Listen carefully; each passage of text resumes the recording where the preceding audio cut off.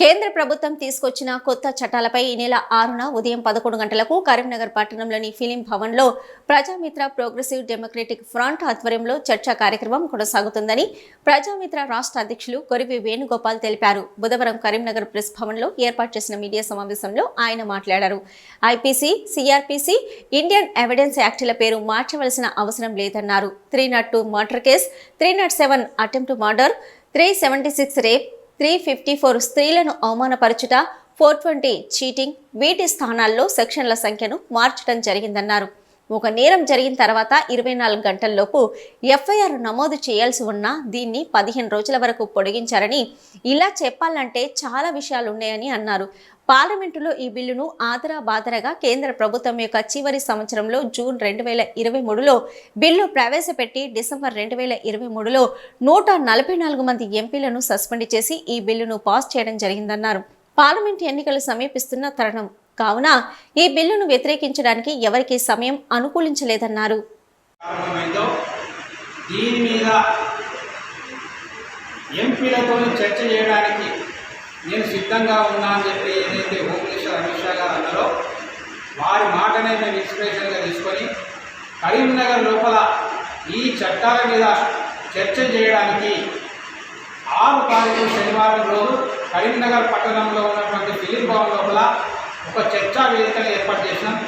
ఆ చర్చా వేదికకు హైకోర్టు న్యాయవాది, కరీంనగర్ ఎక్స్ఎంపీ అయినటువంటి వినోద్ కుమార్ గారు, అదేవిధంగా హైకోర్టు బార్ అసోసియేషన్ మాజీ అధ్యక్షుడు, Congress party legal cell Andhra Pradesh Telangana chairman అయినటువంటి సి దామోదర్ రెడ్డి గారు, అదేవిధంగా రిటైర్డ్ జిల్లా జడ్జి నిమ్మ నారాయణ గారు, అదేవిధంగా bar council of Telangana member Kondareddy, federation of bar association మాజీ state president, Nampally criminal court ప్రెసిడెంట్గా చేసినటువంటి కొండారెడ్డి గారు వీరు పాల్గొంటున్నారు. ఈ చర్చ లోపల కరీంనగర్ పట్టణంలో ఉన్నటువంటి న్యాయవాద మిత్రులు, జర్నలిస్టు మిత్రులు, రాజకీయ పార్టీలకు సంబంధించినటువంటి నాయకులు, ఇతర పార్టీలకు, ఇతర సంఘాలకు సంబంధించినటువంటి ఒక మేధావులందరూ కూడా ఈ చర్చ లోపల పాల్గొనాలని చెప్పి నేను వారికి ఆహ్వానం చేస్తా ఉన్నాను. అయితే ఈ కొత్త చట్టాలకు ఏదైతే Indian penal code, criminal procedure code, evidence act అనేటువంటి దాని పేర్లు మార్చడం జరిగింది.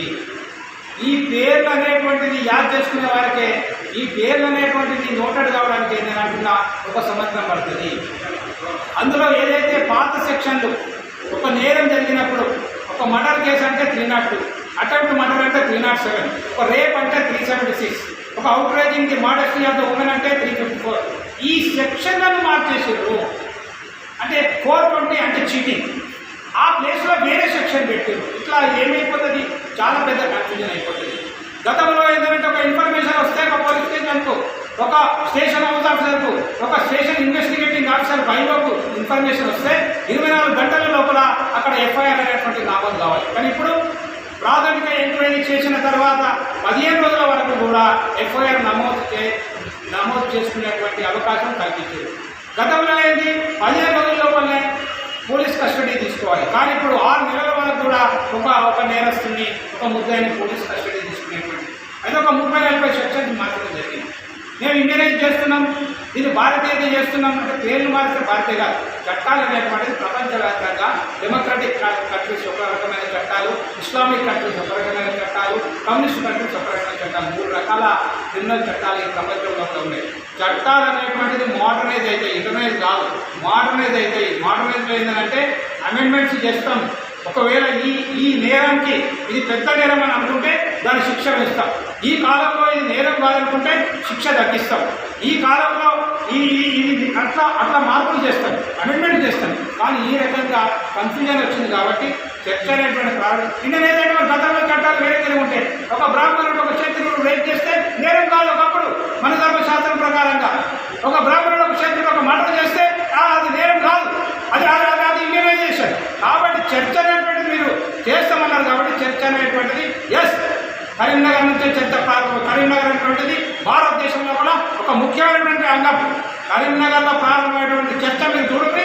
మీరు వారం రోజుల లోపల హైదరాబాద్ ఎక్కకపోతే నేను చెప్తున్నా, ఇక్కడటువంటి అందరికీ కూడా నేను చెప్తున్నా ఏంటంటే ఇదే ఒక మొదటి చర్చ కరీంనగర్లో ప్రారంభమైంది. ఈ చర్చ లోపల అందరూ పాల్గొనాలని చెప్పి విజ్ఞప్తి చేస్తూ అందరికీ నమస్తే, జై భీమ్, జై భారత్.